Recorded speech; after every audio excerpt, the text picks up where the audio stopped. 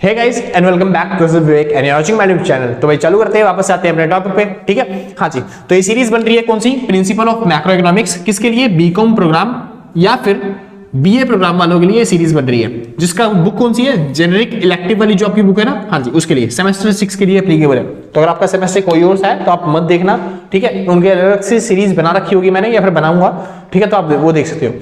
अभी फिलहाल सेमेस्टर 6 वालों के लिए बुक चल रही है, ठीक है, मैक्रो इकोनॉमिक्स। वैसे एक बार नहीं, आप देख सकते हो, कोई दिक्कत वाली बात नहीं है। बस आपके कंसेप्ट सेम होने चाहिए, टॉपिक सेम होने चाहिए। मैक्रो इकोनॉमिक्स है तो सेम है ज्यादातर में, तो आप देख सकते हो। लेकिन मैं कोशिश करूंगा जल्दी से जल्दी उनके लिए भी सीरीज बना दूं अलग से, ताकि उनके भी चैप्टर के हिसाब से आपको मिल जाए सारी चीजें, ठीक है। हाँ जी, शुरू करते हैं। इस बार चैप्टर नंबर कौन सा चल रहा है, दूसरा, नेशनल इनकम अकाउंटिंग। ठीक है, नेशनल इनकम अकाउंटिंग का सर एक वीडियो पहले ही बना चुका हूं, अगर आपने नहीं देखी तो डिस्क्रिप्शन में अंदर लिंक होगा चैप्टर 2 के नाम से, ठीक है। चैप्टर 2 का पार्ट 1, अब ये चैप्टर 2 का पार्ट 2 हो सकता है शायद से, शायद एक ही वीडियो, तो पता नहीं, कुछ नहीं कह सकते। तो शुरू करने से पहले अगर किसी को नोट्स परचेज करने हैं तो आप इस नंबर पे कांटेक्ट करके नोट्स परचेज कर सकते हो। जो भी अमाउंट, मिनिमम अमाउंट होगा वो आप व्हाट्सएप पे कर देना और आप नोट्स परचेज कर लोगे। कोई ज्यादा बड़ा अमाउंट नहीं है, छोटा सा अमाउंट रहता है, लगभग 100 रुपए के आसपास, ठीक है। हाँ जी, तो आप आराम से पेमेंट करके नोट्स परचेज कर सकते हो पूरी बुक के, ठीक। हाँ जी, पीडीएफ के फॉर्म में होंगे, कंप्यूटर टाइपिंग नोट्स होंगे। मेरी राइटिंग में नहीं है, मेरे को पता है, मेरी राइटिंग बहुत बुरी है, तो इस वजह से कंप्यूटर टाइपिंग में नोट्स बनाए हैं। आपको कोई दिक्कत नहीं होगी, कोई टेंशन नहीं होगी। हाँ, हिंदी वालों के लिए शायद से ना मिले, इंग्लिश वालों के लिए आराम से मिल जाएंगे, ठीक है। कोशिश करूंगा हिंदी वालों के लिए बना दूं, मगर हिंदी वालों के लिए भाई थोड़ा टाइम लगता है ना, क्योंकि टाइपिंग थोड़ी खराब है मेरी, तो इस वजह से हिंदी में देखते। कंप्यूटर इंग्लिश वालों के लिए मिल जाएंगे, आप जाके कांटेक्ट करो, नोट्स मिल जाएंगे आपको। शुरू करते हैं। फिलहाल बात आती है डोमेस्टिक इनकम। देखो, ये 3 टॉपिक जो है ना, वो पिछली जो वीडियो है इससे पहले एक वीडियो बन चुकी है चैप्टर 2 के नाम से, नीचे डिस्क्रिप्शन में लिंक होगा, पार्ट 1 के नाम से, ठीक है, चैप्टर 2 पार्ट 1। अच्छा, यहां पे अब हम सीखेंगे बस ये 3 बातें। किसके बारे में, इन तीनों के बारे में, डोमेस्टिक और नेशनल इनकम में डिफरेंस, रियल जीडीपी और नॉमिनल जीडीपी, और मिसलेनियस टॉपिक सीखेंगे इस वीडियो के अंदर, ठीक है। तो बात आती है सबसे पहले डोमेस्टिक इनकम क्या होता है और नेशनल इनकम क्या होता है, उनके बारे में बात करते हैं। तो ध्यान रखिए, बहुत ज्यादा मुश्किल नहीं है, बहुत आसान लगता है, लेकिन अगर समझ में नहीं आया तब ज्यादा मुश्किल लगता है, ठीक है। समझो, डोमेस्टिक इनकम नाम से ही पता चल रहा है भाई, डोमेस्टिक इनकम है, यानी कि एक डोमेस्टिक, यानी कि एक घर की, एक घरेलू आय है, यानी कि एक घर की इनकम को क्या बोलते हैं, सॉरी, हाँ जी, एक घर की जो इनकम होती है उसे क्या बोलते हैं, डोमेस्टिक इनकम। एक घर की जो आय होती है उसे क्या बोलते हैं, डोमेस्टिक इनकम। आसान है। राष्ट्रीय आय यानी कि नेशनल इनकम क्या होता है, पूरे राष्ट्र की, पूरे देश की जितनी भी इनकम होती है उसे क्या बोलते हैं, राष्ट्रीय आय।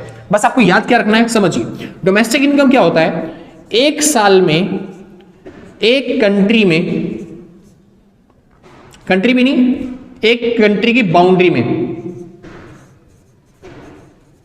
एक बाउंड्री ऑफ ए कंट्री, एक कंट्री की बाउंड्री में जितना भी आपने फैक्टर इनकम कमाई है, बताया था मैंने 2 तरह की इनकम होती है, फैक्टर इनकम, ट्रांसफर इनकम। हमेशा आपको कौन सी लेनी पड़ती है नेशनल इनकम निकालने के टाइम में, हमेशा फैक्टर इनकम। जितनी भी आपने फैक्टर इनकम कमाई होती है उसी को क्या बोलते हैं, डोमेस्टिक इनकम। बस ये 3 बातें याद रखना। क्या, एक साल में एक देश के अंदर जितनी भी फैक्टर इनकम कमाई जाती है उसी को क्या बोलते हैं, डोमेस्टिक इनकम। अब देश के अंदर है भाई, चाहे वो कोई भी कमा रहा हो, चाहे हमारे देश के लोग कमाएं, चाहे विदेशी लोग कमाएं, बस हमारे देश के अंदर कमाई जानी चाहिए वो पैसा, हमारे देश के अंदर पैसा कमाया जा रहा हो तो उसे क्या बोलते हैं, डोमेस्टिक इनकम, ठीक है। नेशनल इनकम के लिए फिर से 3 बात याद रखनी है। क्या, एक साल के अंदर एक देश के नॉर्मल रेजिडेंस, कौन, नॉर्मल रेजिडेंस यानी सामान्य निवासी जितनी भी फैक्टर इनकम कमाते हैं उसे क्या बोलते हैं, उसे बोलते हैं नेशनल इनकम। आसान है। देखिए, एक साल में एक देश में जितना भी पैसा कमाया जाता है डोमेस्टिक इनकम कहलाता है। एक साल में एक देश के सामान्य निवासी जितना भी पैसा कमाते हैं उसे क्या बोलते हैं, राष्ट्रीय, नेशनल इनकम। बस डिफरेंस क्या है, यहां पे एक देश की बाउंड्री में कमाया गया पैसा जुड़ता है और यहां पे एक देश के लोगों द्वारा कमाया गया पैसा जुड़ता है। यानी कि यहां पे देश की बाउंड्री के अंदर जो आप पैसे कमाते हो ना, उसी को बोलते हैं डोमेस्टिक इनकम। देश के अंदर जो पैसा कमाया जा रहा है, कोई भी कमा रहा हो, चाहे हम कमा रहे हो या फिर चाहे विदेशी इंसान कमा रहा हो, ठीक है, कोई हम कमा रहे हैं या फिर विदेशी लोग कमा रहे हो, कोई भी कमा सकता है, बस देश के अंदर कमाया जा रहा है तो वो डोमेस्टिक इनकम, ठीक है। यहां पे हमारे देश से कोई मतलब नहीं है, हमारे देश से मतलब ही नहीं है, हमें मतलब है हमारे इंसान से। तो जो हमारे देश का इंसान है वो जितना पैसा कमा रहा है, चाहे वो देश के अंदर से कमाए चाहे देश के बाहर से कमा के लेके आए, आसान है, तो वो क्या कहलाएगा, नेशनल इनकम।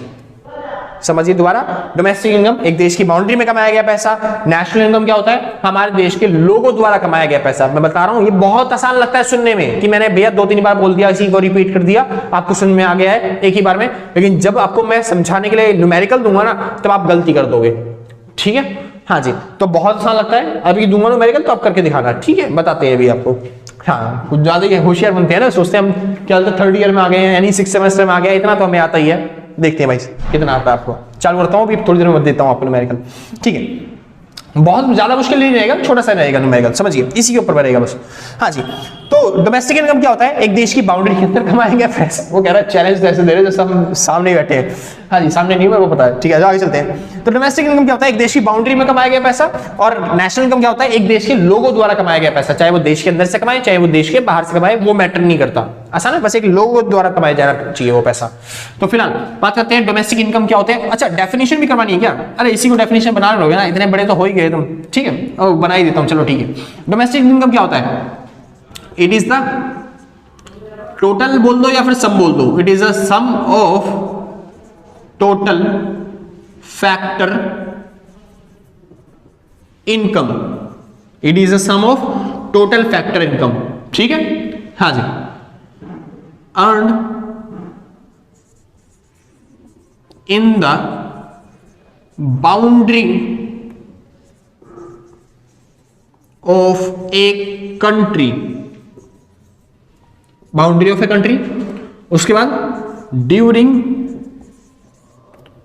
ए फिस्कल ईयर। अच्छा, इससे याद आया फिस्कल ईयर, समझिए ईयर 2 तरह के होते हैं, ठीक है। हाँ जी, ईयर कितने तरह के होते हैं, 2 तरह के होते हैं, इनकम पड़ रही है भाई। हाँ जी, पहला होता है भाई कैलेंडर ईयर। कैलेंडर ईयर क्या होता है, जो 1 जनवरी को चालू होता है और 31 दिसंबर को खत्म। दूसरा होता है फाइनेंशियल ईयर, फाइनेंशियल ईयर, ठीक है, जिसको हम फिस्कल ईयर भी बोलते हैं। क्या बोलते हैं, फिस्कल ईयर। और ये फिस्कल ईयर क्या होता है, ये 1 अप्रैल को चालू होता है और 31 मार्च को खत्म होता है। आसान, 1 अप्रैल को चालू होता है और 31 मार्च को खत्म होता है, उसे बोलते हैं फाइनेंशियल ईयर या फिर फिस्कल ईयर, लेखा वर्ष, ठीक है। अच्छा, हिंदी में अगर डेफिनेशन बतानी है भाई, हिंदी में टाइम वेस्ट होगा लिखवाने में, मैं बोल देता हूँ, आप लिख लो आराम से। तो क्या होता है डोमेस्टिक इनकम, घरेलू आय क्या होता है, एक लेखा वर्ष के दौरान, एक लेखा वर्ष के दौरान एक देश की उत्पादन सीमा के अंतर्गत अर्जित की गई कारक आय का जोड़, कारक आय का जोड़ क्या कहलाता है, घरेलू आय कहलाता है, ठीक है। चलो फिर ठीक है, आप आराम से कर लोगे, शुरू करते हैं भाई। फिलहाल बात आती है किसकी, नेशनल इनकम की। अब बात आती है नेशनल इनकम क्या होता है। मैंने वही बताया, एक साल के अंदर एक देश में एक देश के सामान्य निवासी जितना भी पैसा कमाते हैं, तो क्या है, it is the sum of total factor income. वो कहेंगे भैया राइटिंग बेकार है, अब मैं बोल रहा हूं भाई, उसको भी तो सुन सकते हो ना आप, ठीक है। मेरे को पता है मेरी राइटिंग बेकार है, कुछ नहीं कर सकता उसका। It is the sum of total factor income earned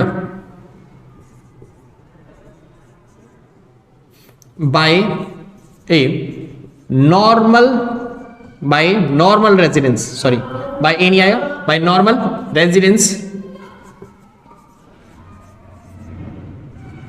of a country during a fiscal year. एक लेखा वर्ष के दौरान एक देश के सामान्य निवासियों द्वारा अर्जित की गई कारक आय का जोड़। राष्ट्रीय क्या है, एक लेखा वर्ष के दौरान एक देश के सामान्य निवासियों द्वारा अर्जित की गई कारक आय का जोड़ है। इतना सिंपल, ठीक है, समझिए ध्यान से। मैंने क्या बताया, डोमेस्टिक इनकम होता है एक देश की बाउंड्री के अंदर कमाया गया पैसा, यानी कि यहां पे क्या विदेशों से कमाया गया पैसा जुड़ता है, नहीं, यहां पे विदेशों से कमाया गया पैसा नहीं जुड़ता, क्योंकि एक देश की बाउंड्री के अंदर कमाया गया पैसा होता है, ठीक है। हाँ जी, तो पहला डिफरेंस तो अगर आपका आ गया तो आप यही लिखोगे। दूसरा डिफरेंस, यहां पे विदेशों से कमाया गया पैसा नहीं जुड़ता, यानी मैं क्या बोल रहा हूं, factor income from abroad is not included. और यहां पे बोला जाए तो शॉर्ट फॉर्म में इसे क्या बोलेंगे, factor income from abroad is included. आसान भाई, कोई दिक्कत नहीं ना। यानी कि यहां पे विदेशों से प्राप्त कारक आय, यानी विदेशों से जितना भी पैसा मिलता है उसे शामिल नहीं करते, लेकिन यहां पे विदेशों से जितना भी पैसा मिलता है वो शामिल करते हैं। मैंने बताया ना, एक इंसान जितना भी पैसा कमाता है वो सारा का सारा जोड़ा जाएगा नेशनल इनकम में, यानी कि चाहे वो देश के अंदर से कमाए चाहे देश के बाहर से कमाए वो इंक्लूड करेंगे। आसान है ना, यानी विदेशों का पैसा यहाँ पे जोड़ सकते हैं, लेकिन अगर आप विदेशों से यहाँ पे पैसा कमा रहे हो तो डोमेस्टिक इनकम में वो चीज नहीं जुड़ती। आसान भाई, ठीक, आगे चलते हैं। समझिए, अगर कोई विदेशी इंसान हमारे देश से पैसा लेके जाता है तो उसे जोड़ेंगे क्या यहाँ पे? हाँ, मैंने बताया, चाहे भाई देश का इंसान हो चाहे विदेश का इंसान हो, कोई भी देश में पैसा कमा रहा है उसे जोड़ेंगे। ये बताया ना भाई, अपने देश का हो चाहे विदेशी हो, कोई पैसा कमा रहा है हमारे देश में तो उसे जोड़ा जाएगा। आसान, ठीक है। यानी कि क्या बोल रहा हूं मैं, factor income from to abroad, यानी वो पैसा जो हमने किसको दिया है, अब्रॉड को दिया है। Factor income to abroad is not included, यानी शॉर्ट फॉर्म में क्या बोलेंगे उसे, factor income to abroad is included. यानी कि यहां पे विदेशों को जो पैसा देते हैं वो यहां पे हम जोड़ते हैं। यानी अगर कोई विदेशी इंसान है जो हमारे देश में आके पैसा कमा के लेके जा रहा है तो ठीक है भाई, हाँ जी, उसे क्या करेंगे, यहाँ पे जोड़ेंगे। लेकिन यहाँ पे कोई विदेशी इंसान पैसा कमा के लेके जाता है तो उसे जोड़ना नहीं है, क्योंकि यहाँ पे मेन किसकी बात है, अपने देश वालों की बात है भाई। यहाँ पे किसका पैसा जोड़ा जाता है, जो हमारे देश के लोग पैसा कमाते हैं जितना, बस उसको जोड़ते हैं। विदेशी इंसान को तो मतलब ही नहीं आता यहाँ पे, समझ में आ गया? ठीक, अच्छा, अगर आपने इससे पहले वाली वीडियो देखी हो तो मैंने बताया था भाई मारी इकोनॉमिक्स जो है वो मैथ से कम नहीं है ना? क्यों? क्योंकि पाई मतलब मैंने बताया था जैसे मैथ्स में होता है अलग अलग नाम दे देते हैं, ठीक है, वैसे ही हमारे में पाई मतलब क्या होता है, प्रॉफिट।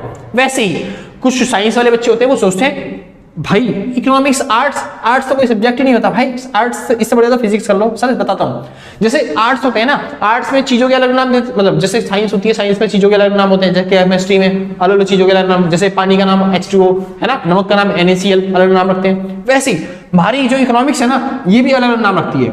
जैसे ये जो डोमेस्टिक इनकम है ना, क्या है, डोमेस्टिक इनकम।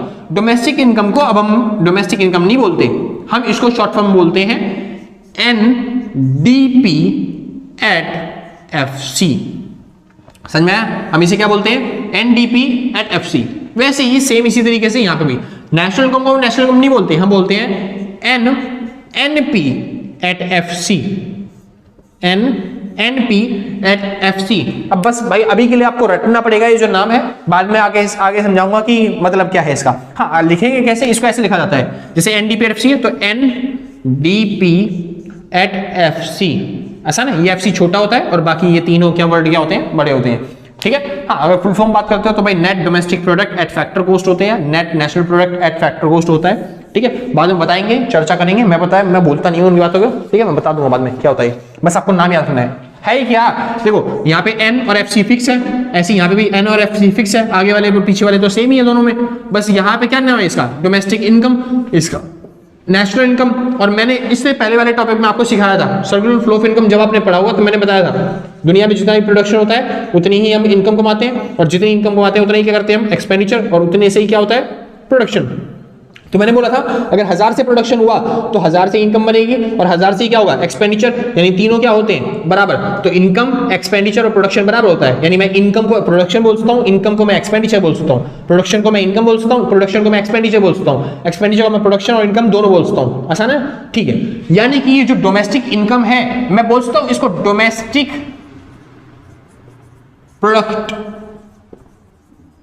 आसान है, तो मैं इसे क्या बोल सकता हूँ, डोमेस्टिक इनकम को डोमेस्टिक प्रोडक्ट बोल सकता हूँ, और मैं चाहूँ तो डोमेस्टिक एक्सपेंडिचर भी बोल सकता हूँ। सेम बात है ना, मैंने बताया तो इनकम, प्रोडक्शन और एक्सपेंडिचर सेम होता है। तो आप डोमेस्टिक इनकम और नेशनल इनकम में डिफरेंस कर लो, चाहे आप डोमेस्टिक प्रोडक्ट और नेशनल प्रोडक्ट में डिफरेंस कर लो, बात एक ही होती है।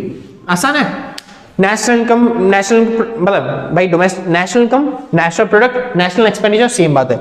डोमेस्टिक इनकम, डोमेस्टिक प्रोडक्ट और डोमेस्टिक एक्सपेंडिचर सेम बात होती है, ठीक है। इनकम, प्रोडक्शन, एक्सपेंडिचर सेम होता है यहाँ पे, ठीक है। हाँ, थोड़ा सा डिफरेंस है, थोड़ा सा बस हल्का सा, वो आगे चल के बता दूंगा मैं, जो मिसलेनियस कंसेप्ट आएंगे ना उनके अंदर।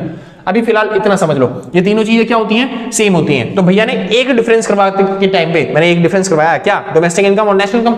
मैंने एक्चुअल में एक नहीं करवाया, दो डिफरेंस करवा दिए।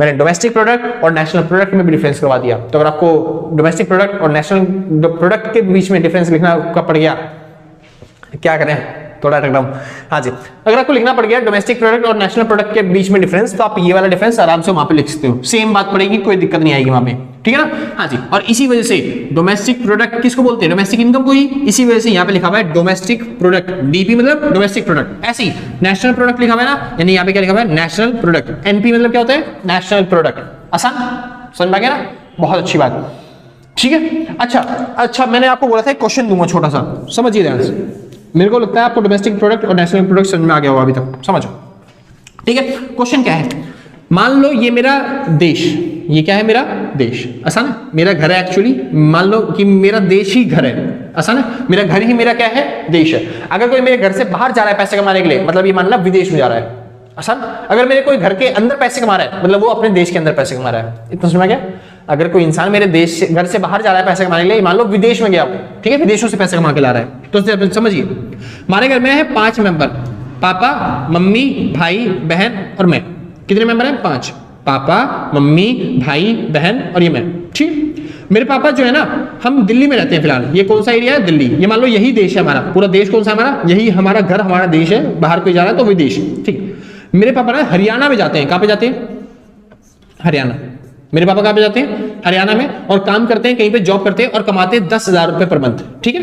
अच्छा, मेरी मम्मी एक हाउसवाइफ है, तो फिर वो घर में ही घर का काम घर में ही घर का काम करती हैं, सबसे मेन काम उनका होता है, लेकिन उनके लिए, उसके लिए उन्हें कोई अर्निंग नहीं होती, कोई पैसा मिलता नहीं है उन्हें, ठीक है। हाँ जी, ऐसे ही मेरा भाई जो है ना, मेरा भाई घर में ही ट्यूशन पढ़ाता है, दिल्ली में ही घर में ही ट्यूशन पढ़ाता है, और वो कमाता है 10,000 रुपए पर मंथ, ठीक है।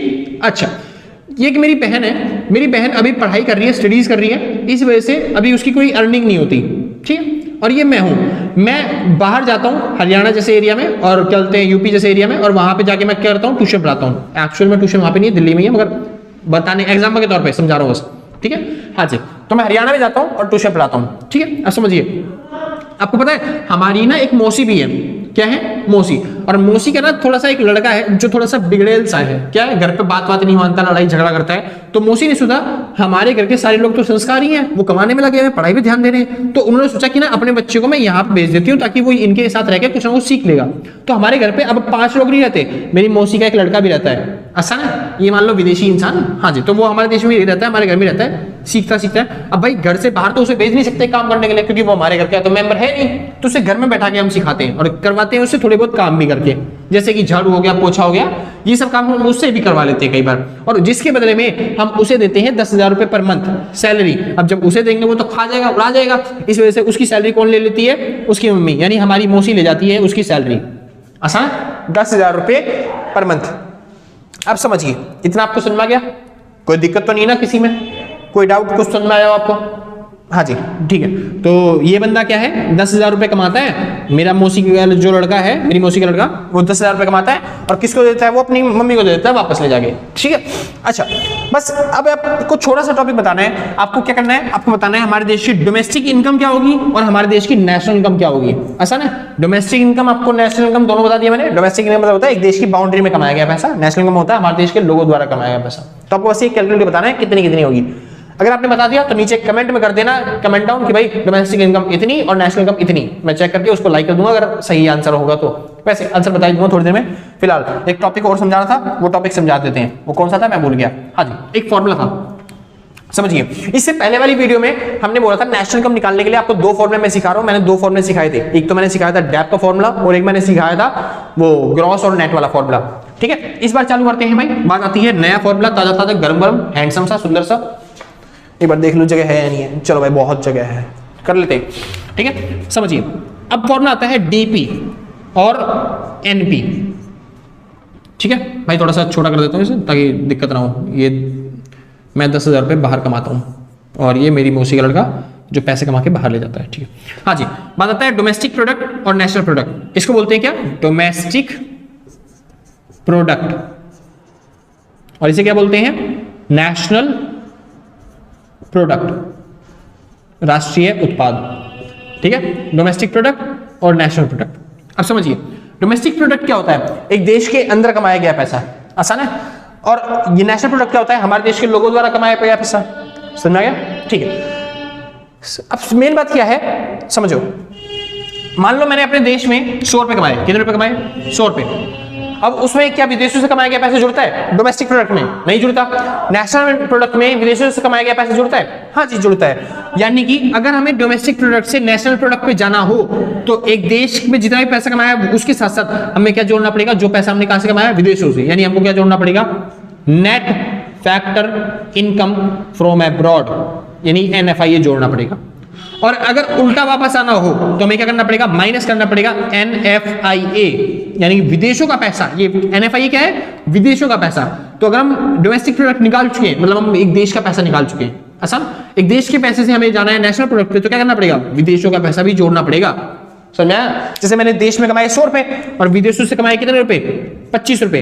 तो नेशनल प्रोडक्ट अगर निकालना हो तो दोनों जोड़ने पड़ते हैं, देश का भी और विदेश का भी। यानी कि वो कितना हो जाएगा, 125। जब हम निकालने जाएंगे तो 100 के साथ 125 हो जाएगा वो जुड़ के, ठीक है। अच्छा, तो मेरे देश में कमाए थे 100 रुपए, ठीक है, और क्या बोलते हैं 25 रुपए विदेशों से कमाए तो 125 हो गए। लेकिन वापस अगर अब मैं निकालना हो कि देश में कितना पैसा कमाया गया, तो 125 में से क्या करना पड़ेगा, ये जो 25 रुपए थे विदेशों से कमाए हुए वो घटाने पड़ेंगे, तब आपको पता चल जाएगा एक देश में कितना पैसा कमाया गया। अच्छा ना, बस सिंपल सा था। डोमेस्टिक प्रोडक्ट एक देश में कमाया गया पैसा, नेशनल प्रोडक्ट देश में और विदेश में दोनों में कमाया गया पैसा।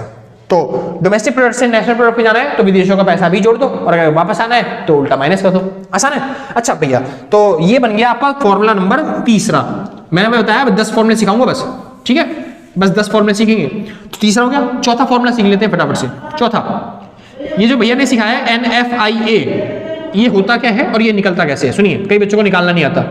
NFIA मतलब होता है net factor income from abroad, दिख नहीं रहा होगा शायद, एब्रॉड यानी विदेशों से हमने शुद्ध कितना रुपए कमाए, विदेशों से नेट कितने रुपए कमाए। अभी कैसे निकालेंगे, सोचिए, विदेशों से नेट कितना रुपए कमाया, सोचो एक्चुअल में कैसे निकलेगा।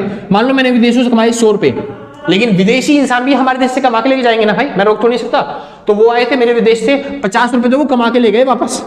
तो मैंने कितने कमाए थे, उनसे जीते थे, मैंने विदेशों से हासिल करके ले आया था, जंग जीत के आया था, मैं कितने रुपए कमाए थे, 100 रुपए, और 50 रुपए वो वापस कमा के ले गए, समझ में? हाँ जी। तो मैंने एक्चुअल में कितने कमाए, मैंने तो खाली 85 रुपए तक कमाए उनसे, वरना 50 रुपए तो वापस ले गए वो, समझ में? हाँ जी। तो जब NFIA निकालते हैं, net factor income from abroad निकालते हैं कि हमने विदेशों से कितने रुपए कमाए, तो क्या करेंगे हम इसमें फैक्टर इनकम फ्रॉम अब्रॉड में से, यानी जो पैसा हमने विदेशों से कमाया है उसमें से हम माइनस कर देंगे फैक्टर इनकम टू अब्रॉड। आसान है, फैक्टर इनकम टू अब्रॉड यानी कि वो पैसा जो हमने विदेशों को दिया है, आसान है। तो आपका NFIA आ जाता है। तो अगर आपको NFIA निकालने में दिक्कत हो रही है यहाँ पे, तो कैसे निकालोगे, factor income to from abroad minus में factor income to abroad. NFIA का चौथा फॉर्मूला, भाई मोस्ट इंपोर्टेंट फॉर्मूला बता रहा हूँ ये, अगर न्यूमेरिकल करें हमने तो वहां पे यूज होंगे, वरना अगर आपको न्यूमेरिकल की वीडियो चाहिए तो नीचे डिस्क्रिप्शन में कमेंट करो कि भैया हमें न्यूमेरिकल वीडियो बना दो, मतलब हमारे लिए न्यूमेरिकल वीडियो बना दो, आसान है। हाँ जी, तो कमेंट कर दो भाई फटाफट से, मैं बनाना चालू कर दूंगा। फिलहाल न्यूमेरिकल वीडियो नहीं बनेगी, शायद से नहीं आती आपके न्यूमेरिकल वीडियो, चालू करते हैं फिलहाल। तो 2 फॉर्मूले सिखाए, DP से NP जाने के लिए प्लस NFIA, NP से DP आने के लिए माइनस NFIA, और NFIA का फॉर्मूला फीफा माइनस में फीटा। अब फीफा क्या होता है, फीफा मतलब ये भी सिखाई थी definition, factor income from abroad, FIFA को बोलते हैं, और फीटा मतलब फैक्टर इनकम टू अब्रॉड, आसान है, ठीक भाई। तो हाँ, आगे चलते हैं, वापस आते हैं इसके आंसर में। मेरे हिसाब से आपने कर दिया होगा, नीचे कमेंट कर देंगे, ठीक है। चालू करता हूँ। अब समझिए डोमेस्टिक इनकम क्या होता है, एक देश की बाउंड्री में कमाया गया पैसा। तो देखो देश की बाउंड्री में किस किसने पैसा कमाया, मेरे पापा। क्या देश के अंदर कमाया गया पैसा, नहीं, वो बाहर जाके कमा रहे हैं, तो ये हमारे देश का पैसा नहीं है। मैं देश मान रहा हूँ खाली दिल्ली को, ठीक है, हाँ, पूरे भारत देश को नहीं मान रहा मैं, दिल्ली को देश मान रहा हूँ, बाकी जो बाहर जा रहे थे दिल्ली से तो विदेश मान रहा हूँ मैं, ठीक है, एग्जाम्पल के लिए बस खाली। शुरू करते हैं सर में जी। मेरे चलते घर के अंदर पापा, अच्छा पापा, तो एक देश की बाउंड्री में कमाया गया पैसा डोमेस्टिक इनकम होता है। क्या पापा ने देश के अंदर कमाया, नहीं। मम्मी पैसा कमा रही है, नहीं। मेरा भाई क्या देश के अंदर पैसा कमा रहा है, हाँ। मेरा भाई तो दिल्ली में ही पढ़ाता है ट्यूशन, तो दिल्ली में ही पैसा कमा रहा है, यानी पहला 10,000 रुपए जुड़ जाएंगे। अगला, मेरी बहन क्या देश के अंदर कमा रही है पैसा, नहीं। मैं क्या देश के अंदर पैसा कमा रहा हूँ, मैं तो बाहर जाकर कमा रहा हूँ, नहीं जुड़ेगा। क्या मेरा जो भाई है, मौसी का लड़का है जो, वो क्या देश के अंदर पैसा कमा रहा है, हाँ जी, वो देश के अंदर पैसा कमा रहा है हमारे देश में। भाई हमें इस टाइम पे ये थोड़ी ना देखना कि विदेशी इंसान है वो, हमें तो बस ये देखना है कि एक देश की बाउंड्री में कमाया चाहिए पैसा उसे, ठीक है, उसे एक देश की बाउंड्री में कमाना है पैसा। तो कितना हो गया डोमेस्टिक इनकम, 20,000। अब चलते हैं नेशनल इनकम। नेशनल इनकम मतलब हमारे देश के लोगों ने कितना पैसा कमाया, समझिए। पहला, मेरे पापा ने कितने कमाए, 10,000, तो वो जुड़ जाएंगे क्योंकि हमारे देश के लोग हैं ना, वो हमारे देश के इंसान है, तो इस वजह से चाहे वो कहीं से भी कमाए, विदेशों से, अपने देश से, बस हमारे देश के नॉर्मल रेजिडेंस होने चाहिए। मेरी मम्मी ने कमाया, आज हमारे देश की है मगर वो कमाती नहीं है। मेरे भाई हमारे देश का है, हाँ जी है, लेकिन कमाता है कितना, 10,000 रुपए, तो वो भी जुड़ जाएगा। ये मैटर नहीं करता कहां से कमाया, बस हमारे देश का इंसान होना चाहिए। दूसरा भाई, मेरी बहन ने कमाया, तो भाई मेरी बहन नहीं कमाती, मेरे भाई ने कमाया, मतलब मैंने कमाया, हाँ जी मैंने कमाया 10,000 रुपए, वो भी जुड़ जाएगा। मेरी मौसी का लड़का ने कमाया, मेरी मौसी का लड़का विदेशी इंसान है, तो हमारे देश का इंसान तो है ही नहीं, तो वो पैसा नहीं जोड़ेंगे। ठीक है भाई, तो यहाँ पे खत्म होती है आपकी वीडियो, आज के लिए बस इतना ही। अच्छा, वीडियो अगर अच्छी लगी हो तो लाइक शेयर सब्सक्राइब करके जाना, ठीक है। हाँ जी, आप हमको मोटिवेशन मिलती है और भाई सब कुछ ठीक है ना। हाँ जी, अगर आपको नोट्स परचेज करना है तो इस नंबर पर कांटेक्ट करके आप नोट्स परचेज कर सकते हो। जो भी आपके क्या मिनिमम अमाउंट होगा वो व्हाट्सएप पे कर देना, आपको नोट्स मिल जाएंगे, ठीक है। हाँ जी, और आज के लिए बस नहीं, मिलते हैं कल सेम टाइम सेम दिन, और टाटा बाय बाय।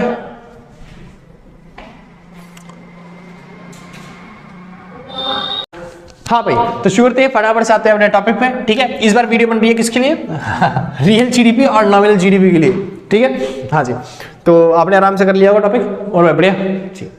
तो भाई चालू करते हैं, फटाफट से आते हैं अपने टॉपिक पे।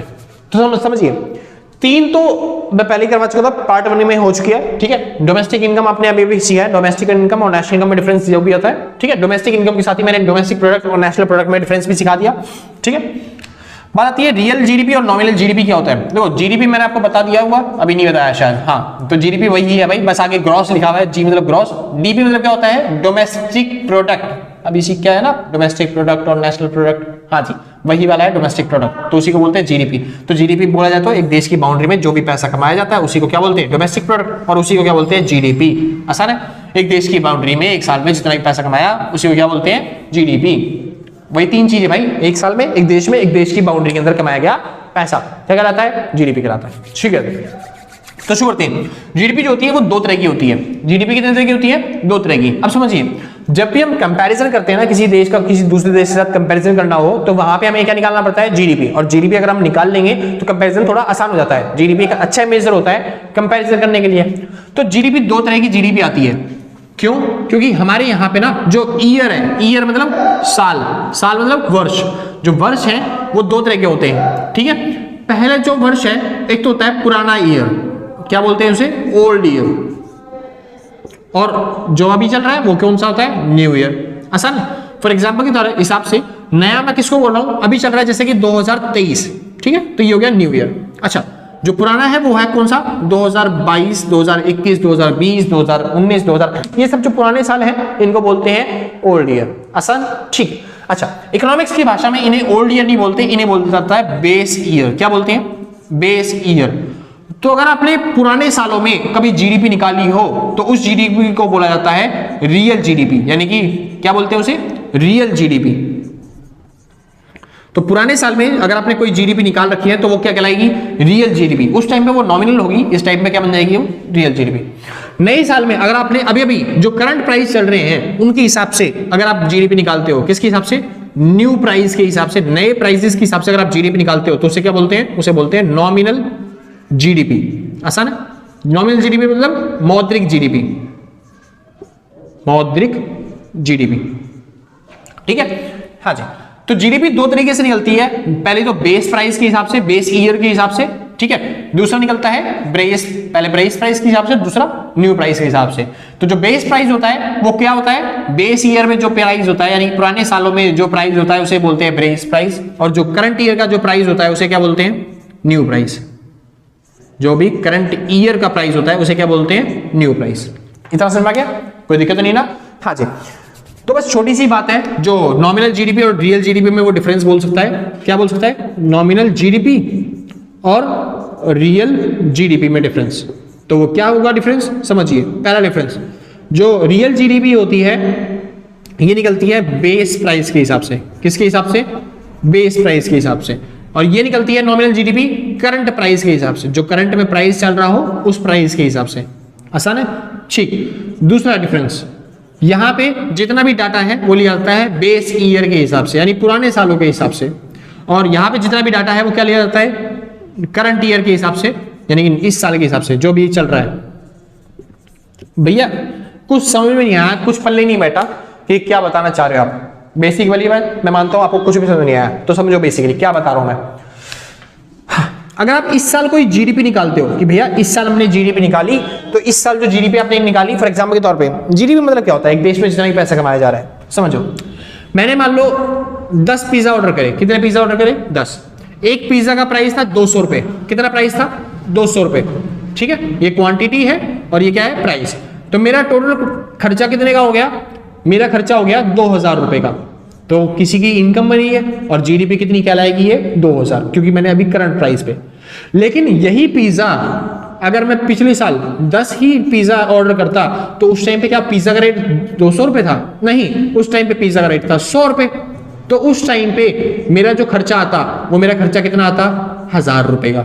तो ये जो है, ये वाली जो जीडीपी थी, यानी उस टाइम उसने कितना का पैसा कमाया? 1000 रुपए। यानी उस टाइम की जीडीपी क्या हुई? 1000 रुपए। हाँ, उस टाइम पे तो ये नॉमिनल रही होगी, क्योंकि जिस टाइम पे हमने निकाला उस टाइम पे नॉमिनल है। लेकिन अब इस टाइम के हिसाब से ये तो पुराने साल का डेटा हो गया, तो पुराने साल का जो डेटा है उसे क्या बोलते हैं? Real GDP. क्या बोलते हैं? समझ में आया? कोई दिक्कत नहीं ना? हाँ जी, उसे क्या बोलते हैं? बेसिकली बात करी जाए तो नहीं, ये वही है भाई, मतलब पुराने साल के हिसाब से अगर हम इस साल का निकाल रहे हैं तो उसे क्या बोलेंगे? Real GDP. और ये क्या कहलाएगी? Nominal GDP. क्या कहलाएगी ये? Nominal GDP. आसान है? मतलब की बात क्या कहना चाहता हूं, मान लो मैं फिर दोबारा से मैंने 100 बर्गर ऑर्डर किए। कितने बर्गर ऑर्डर किए? 100 बर्गर। तो पहले मैं ऑर्डर करता तो फिर एक बर्गर 10 रुपए का पड़ता था। एक बर्गर कितने का होता था? 10 रुपए का। एग्जांपल दे रहा हूं बस खाली, ठीक है। एक बर्गर कितने का होता था? 10 रुपए का होता था। तो उस टाइम, हाँ जी, लेकिन अब एक बर्गर कितने का हो गया? 20 रुपए का हो गया। अब एक बर्गर कितने का हो गया? 20 रुपए का, ठीक है। अच्छा, तो उस टाइम पे अगर मैं खर्चा करता तो मेरा खर्चा कितने का हो जाता? 1000 रुपए का। अब मेरा खर्चा कितने का हो गया? 2000 रुपए का। तो ये जो है मेरे लिए नॉमिनल जीडीपी है और ये मेरे लिए क्या बढ़ गई? Real GDP. अब देखो, आप देख रहे हो ना, महंगाई बढ़ गई है। तो महंगाई कितनी बढ़ गई है? वो कह रहा है भैया डबल हो गई। हाँ जी, मैं उसी को कह रहा हूँ। ये जो रियल जीडीपी और नॉमिनल जीडीपी है ना, ये महंगाई निकालने के ही काम आती है। रियल जीडीपी और नॉमिनल जीडीपी का मेन काम क्या है? ताकि वो महंगाई को कैलकुलेट कर पाए। जो रियल जीडीपी होती है वो हमें शो करती है कि पुराने सालों के हिसाब से हमारा जो अभी का चीज चल रही है, हम कितना खर्चा कर रहे हैं। आसान है? यानी कि पुराने के हिसाब से दिखाती है। और जो नॉमिनल जीडीपी होती है वो करंट ईयर के हिसाब से दिखाती है। जो करंट प्राइस चल रही होती है उनके हिसाब से चलते बातें करती है। आसान है? इसलिए जब भी आप रियल जीडीपी निकालने जाओगे, यहां पे आप पुराने प्राइस को मल्टीप्लाई कर रहे होगे पुरानी क्वांटिटी से, यानी P0 Q0। यहां पे आप नए प्राइस को P1 को मल्टीप्लाई कर रहे होगे नई क्वांटिटी से। ठीक है, इतना बहुत अच्छे। आगे चले, ठीक। मेन अब भैया ये महंगाई कैसे, जैसे हमने तो यहां पे बता दी डबल महंगाई हो गई, लेकिन महंगाई एक्चुअल में कैसे निकाली जाएगी? तो भैया एक्चुअल में महंगाई निकाल देंगे इस तरीके से नहीं, हम निकालेंगे जीडीपी डिफ्लेटर के थ्रू। किसके थ्रू? डिफ्लेटर के थ्रू। ये सबसे मोस्ट इंपॉर्टेंट टॉपिक है, पेपर में आता है। ये डिफरेंस नहीं आएगा जल्दी से, ये आएगा। जीडीपी डिफ्लेटर के थ्रू हम क्या निकालेंगे? महंगाई निकालेंगे। अब भैया जीडीपी डिफ्लेटर कैसे निकालेगा? इसका एक फॉर्मूला होता है छोटा सा, क्या? नॉमिनल जीडीपी बटे में अपॉन में रियल जीडीपी इनटू में 100। आसान है? बहुत अच्छे। बस इस फॉर्मूले से आप आराम से किसी भी टॉपिक की या फिर किसी भी चीज की महंगाई निकाल सकते हो, देश में कितनी महंगाई चल रही है। फॉर एग्जांपल के तौर पे मैंने पिछले साल जीडीपी देखी थी तो वो कितनी थी? 1000। इस साल जीडीपी देख रहा हूं तो कितनी हो गई है? 2000। ठीक है, वो कह रहा है भैया प्राइस डबल हो गई, मतलब डबल महंगाई होगी ना। हाँ जी, वही डबल महंगाई है, लेकिन निकालेंगे कैसे वो देखिए। रियल जीडीपी कितनी थी? 1000। नॉमिनल जीडीपी कितनी है? 2000। बस वैल्यू पुट कर दो, सॉल्व कर दो। तो मैं निकाल रहा हूं डिफॉल्टर, मतलब सॉरी डिफॉल्टर नहीं, डिफ्लेटर। ठीक है, तो डिफ्लेटर निकाल रहा हूं। क्या कहता है वो फॉर्मूला? नॉमिनल बटे में रियल इनटू में 100। तो मैं निकाल रहा हूं नॉमिनल कितनी थी हमारी, हमने अभी भी चेक किया 2000 को मैं नॉमिनल बोल रहा हूं और 1000 को रियल।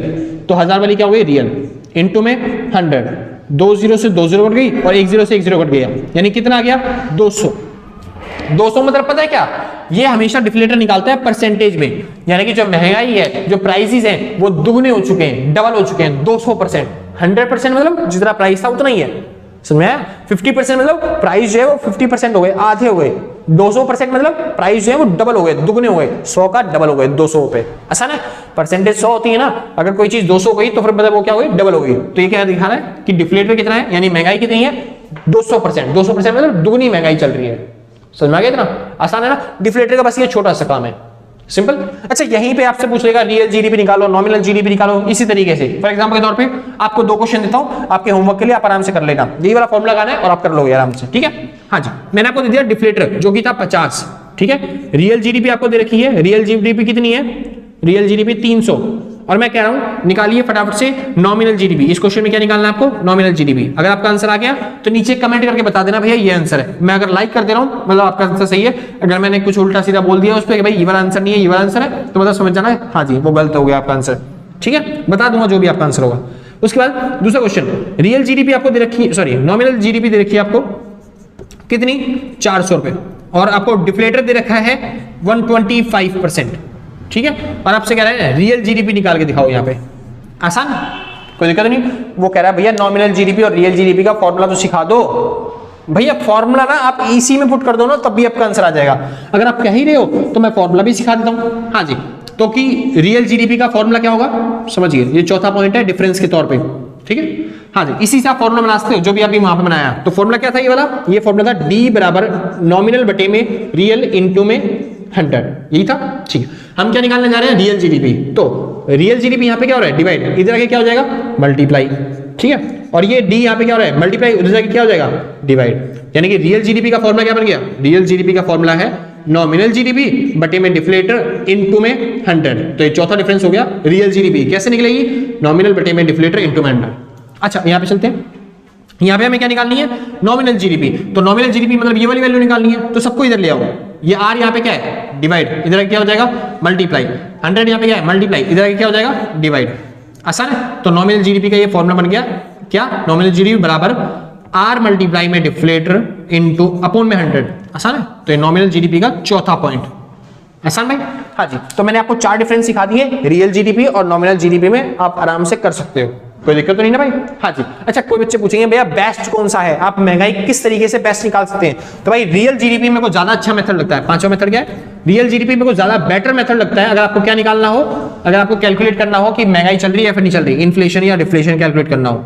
और ये वाला मेथड पांचवा डिफरेंस ये थोड़ा सा पुअर है, मतलब थोड़ा सा बेकार लगता है, क्योंकि ये करंट प्राइस को लेके चलता है ना, पुराने प्राइस को लेके नहीं चलता। फॉर एग्जांपल के तौर पे मान लो रियल जीडीपी के हिसाब से, मान लो मैं पहले लेता था 100 क्वांटिटी 10 रुपए में, ठीक है। लेकिन अभी जो मैं 100 क्वांटिटी ही ले रहा हूं, 100 नहीं सॉरी 1000 क्वांटिटी ले रहा हूं, लेकिन अभी जो प्राइस है वो 20 रुपए चल रहा है। तो नॉमिनल जीडीपी के हिसाब से मेरा खर्चा कितना चल रहा है, नॉमिनल जीडीपी के हिसाब से मेरा खर्चा कितना हो गया, मेरा खर्चा हो गया भाई 20,000 रुपए का, समझ में आया। लेकिन पुराने जीडीपी के हिसाब से मेरा खर्चा कितना हो गया, पुराने में मतलब पुराने टाइम पे मेरी जीडीपी कितनी थी, मेरी जीडीपी थी 1000 रुपए। तो भैया ये तो बहुत ज्यादा बढ़ गया, मतलब महंगाई तो बहुत ज्यादा बढ़ गई। एक्चुअल में ये नहीं है, ये जो मैंने निकाला नॉमिनल के हिसाब से, ये जो मैंने निकाला नॉमिनल के हिसाब से, रियल के हिसाब से निकाल के देखें।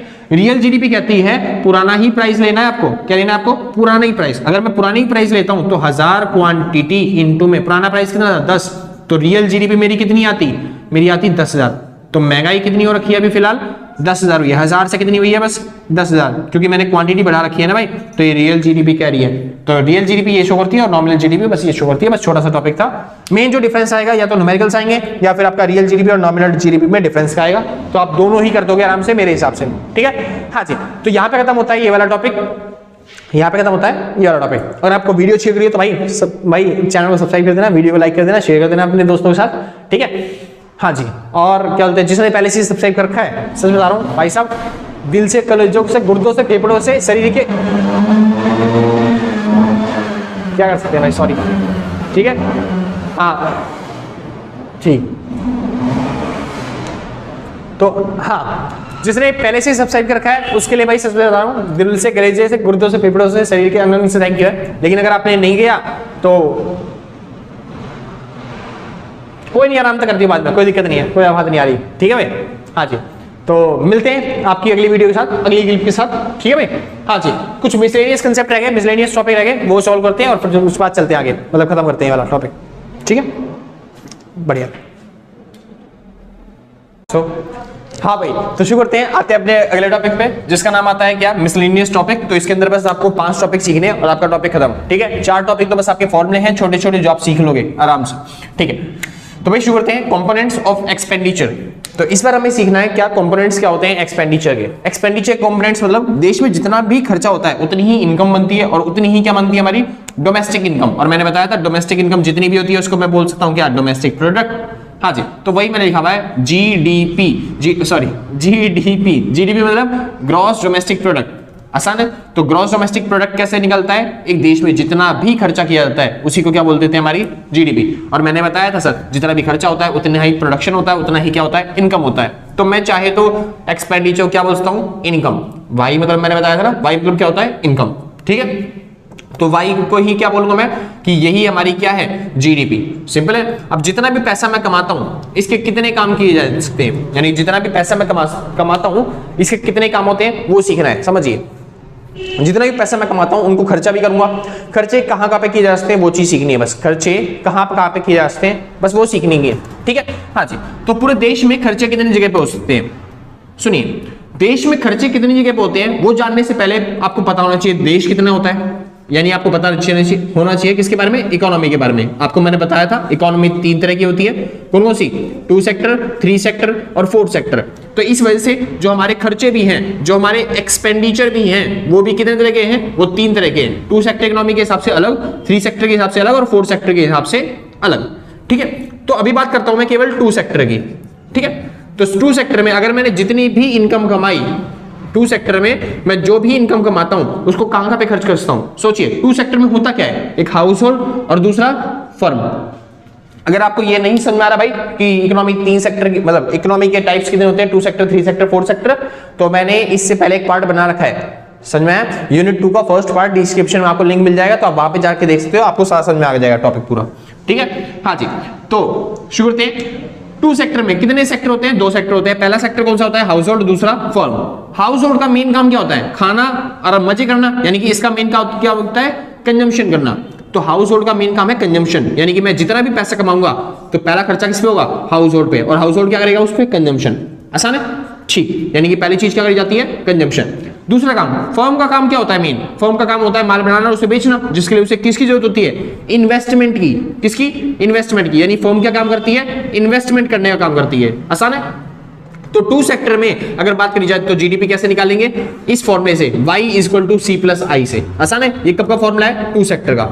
अगर बात करें 3 सेक्टर की, तो 3 सेक्टर में थोड़ा सा फॉर्मूला चेंज है, क्योंकि 3 सेक्टर में ये सेक्टर तो होते ही है, हाउस होल्ड और फर्म। हाउस होल्ड क्या करता है, कंजम्पशन, और फर्म क्या करती है, इन्वेस्टमेंट। लेकिन इसके साथ साथ, इन दोनों सेक्टर के साथ साथ 3 सेक्टर के अंदर एक तीसरा सेक्टर आता है जिसका नाम क्या था, गवर्नमेंट। और गवर्नमेंट अपने अलग से खर्चे करती है, जिसको मैं क्या बोलता हूं, गवर्नमेंट एक्सपेंडिचर। क्या बोलता हूं, गवर्नमेंट एक्सपेंडिचर। तो तीसरे खर्चे क्या जोड़े जाएंगे, गवर्नमेंट एक्सपेंडिचर। आसान है, ठीक है। ये जी मतलब क्या है, गवर्नमेंट एक्सपेंडिचर। शुरू करते हैं आगे। अब बात आती है 4 सेक्टर इकोनॉमी की। तो 4 सेक्टर इकोनॉमी में क्या फॉर्मूला बनेगा, जीडीपी निकालने का। y = इनकम कहां पे खर्च की जा सकती है, पहला हाउस होल्ड जो कि कंजम्पशन पे खर्च करेगा, फर्म जो कि किस पे खर्च करेगी पैसा, इन्वेस्टमेंट पे, और गवर्नमेंट कहां पे खर्च करेगा, मतलब गवर्नमेंट कहां पे खर्च करेगी, गवर्नमेंट एक्सपेंडिचर पे। प्लस में चौथा सेक्टर कौन सा था, याद है, अब्रॉड, विदेश। मैंने रेस्ट ऑफ द वर्ल्ड बोला था, और रेस्ट ऑफ द वर्ल्ड किस पे खर्चा करता है पैसा, वो खर्च करता है एक्सपोर्ट और इंपोर्ट पे, ठीक है। तो फिर चौथा सेक्टर का क्या आएगा, इसको बोलते हैं नेट एक्सपोर्ट। क्या बोलते हैं, नेट एक्सपोर्ट। आसान है। इन 4 चीजों पे देश में पैसा खर्च किया जाता है, यानी जो पूरा देश है वो पैसा बस इन 4 सेक्टर पे खर्च करेगा। किस पे, कंजम्पशन, इन्वेस्टमेंट, गवर्नमेंट एक्सपेंडिचर और नेट एक्सपोर्ट। आसान है, समझिए ध्यान से। सी मतलब क्या बताया मैंने, सी मतलब होता है कंजम्पशन। आसान है, इसके बारे में हम सीखेंगे आगे जाके, इसका डायग्राम बनाना पड़ेगा। इसको बोलते हैं क्या, कंजम्पशन। क्या बोलते हैं इसे, कंजम्पशन। आसान है। और ये वाला जो पॉइंट होता है इसको बोलते हैं ऑटोनोमस कंजम्पशन। ये कंजम्पशन का डायग्राम है हमारा, ठीक है जी। इन सब के बारे में सीखेंगे। यहाँ पे दिखाई जाती है इनकम, सिंपल है ना, डिस्पोजेबल वाली को भी, ठीक है। ये सब सीखेंगे आगे जाके। अगला कौन सा है, इनकम, सॉरी इन्वेस्टमेंट। आई मतलब इन्वेस्टमेंट। इन्वेस्टमेंट का डायग्राम आपको याद है, कुछ इस तरीके से बनता है, I = R, यानी कि यहां पे दिखाए जाते हैं रेट्स, और यहां पे दिखाई जाती है क्या, इन्वेस्टमेंट। जब हम इन्वेस्टमेंट कम करते हैं तब वहां पे हमें रिटर्न क्या मिलता है, थोड़ा ज्यादा मिलता है। लेकिन जैसे जैसे हमारी इन्वेस्टमेंट बढ़ती जाती है हमको ब्याज यानी कि इंटरेस्ट जो है वो क्या मिलने जाता है, कम मिलने जाता है। तो बस इस तरीके से आप सीखेंगे आगे चल के। उसके बाद बात आती है किसकी, हाँ जी, बात आती है किसकी, गवर्नमेंट एक्सपेंडिचर की। और गवर्नमेंट आपको पता ही है एक्सपेंडिचर करती है जितने भी, वो सारे किस में आएंगे, गवर्नमेंट एक्सपेंडिचर के अंदर। गवर्नमेंट जिस भी चीजों पे खर्चा करती है। आसान बात आती है लास्ट नेट एक्सपोर्ट की। मेरे हिसाब से दिख रहा है या नहीं दिख रहा है, एक बार चेक कर लो भाई, इतना पार्ट चलो दिख रहा है। हाँ जी, तो नेट एक्सपोर्ट में आपको पता होगा नेट एक्सपोर्ट कैसे निकलता है, इसका फॉर्मूला होता है सर एक्सपोर्ट माइनस में इंपोर्ट। क्या फॉर्मूला होता है, एक्सपोर्ट माइनस में इंपोर्ट। नेट एक्सपोर्ट क्या होता है, इसको बोलते हैं एनई, मतलब नेट एक्सपोर्ट। और एक्स मतलब, हाँ जी, एक्स होता है एक्सपोर्ट, EXPORT, और माइनस में इंपोर्ट। आसान है। हाँ जी, तो नेट एक्सपोर्ट का फॉर्मूला एक्सपोर्ट माइनस में इंपोर्ट। मान लो मैंने कोई सामान बेचा, माल बेचा बाहर विदेशों में, 100 रुपए का सामान बेचा, उनमें से मैंने इंपोर्ट भी किया, 20 रुपए का सामान इंपोर्ट किया मैंने, तो नेट एक्सपोर्ट कितना बचा, 80 रुपए। तो आप इस तरीके से नेट एक्सपोर्ट निकाल लोगे। आसान है, ठीक है। तो इस तरीके से आप क्या कर सकते हो, पूरे देश की नेशनल इनकम कैलकुलेट कर सकते हो। वहां पे दे देगा कि हमारे देश में कितना कंजम्पशन हुआ है, इन्वेस्टमेंट कितनी हुई है, गवर्नमेंट एक्सपेंडिचर कितना हुआ है, और नेट एक्सपोर्ट कितना है, आपको ऐड कर देना है सबको, और नेशनल इनकम निकाल देंगे।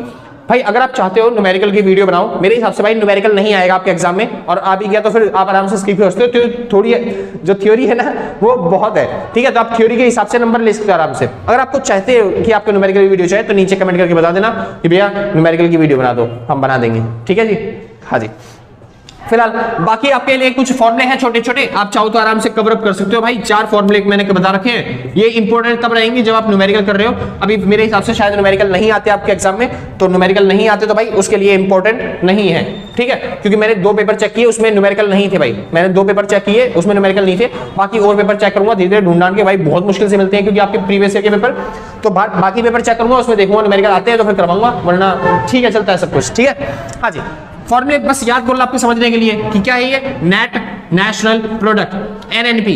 एनएनपी कैसे निकलेगा भाई, एनएनपी कैसे निकलेगा, जीएनपी में से डेप्रिसिएशन माइनस करना है। मैंने आपको पहले ही फॉर्मूला सिखा रखा है, ये जी मतलब होता है ग्रॉस नेशनल प्रोडक्ट, तो जी में से अगर आपको किस पे जाना है, एन पे, तो मैंने सिखाया था फर्स्ट फॉर्मूला याद है, जी से एन पे जाने के लिए माइनस करते हैं डेप, वही आपको डेप्रिसिएशन माइनस करना है। अगला नेशनल इनकम, नेशनल इनकम कैसे निकलेगा, एनएनपी में से इनडायरेक्ट टैक्स आपको माइनस करना पड़ता है, और एनआईटी मतलब इनडायरेक्ट टैक्स, और ये कैसे निकलता है, आईटी माइनस में सब्सिडी।